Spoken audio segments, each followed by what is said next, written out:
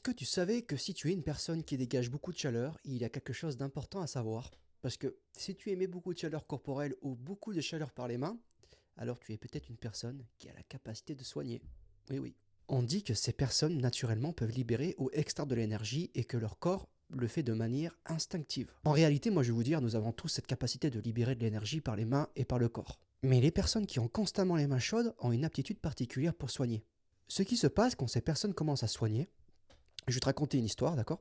J'avais un ami, enfin c'était plutôt une personne plus âgée qui avait un fils, et ce fils était très particulier parce que chaque fois qu'il entendait quelqu'un se plaindre d'une douleur, il disait Hé, t'inquiète pas, je vais te soigner. Et il passait simplement ses petites mains sur la personne. Et ce qui est surprenant, c'est que les gens allaient réellement mieux juste après. Sa grand-mère était atteinte d'un cancer et à chaque fois qu'elle se plaignait de la douleur, l'enfant lui disait Mamie, t'inquiète pas, je vais te soigner.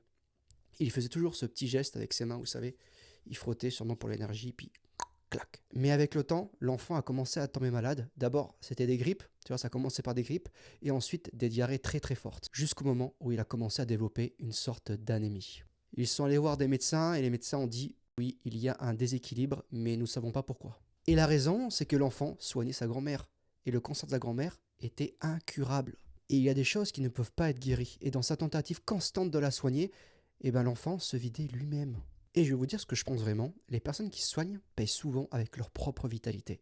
Et c'est pour ça que ce n'est pas étrange de voir beaucoup de guérisseurs, surtout les guérisseurs anciens, euh, morts dans des circonstances difficiles ou inhabituelles. Ils utilisaient leur propre énergie pour soigner, mais cette énergie ne disparaissait pas.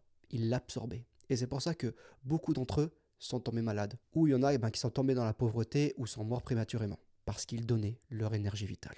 Mais voilà. Qu'est-ce que toi tu en penses vraiment de tout ça? Dis-moi en commentaire.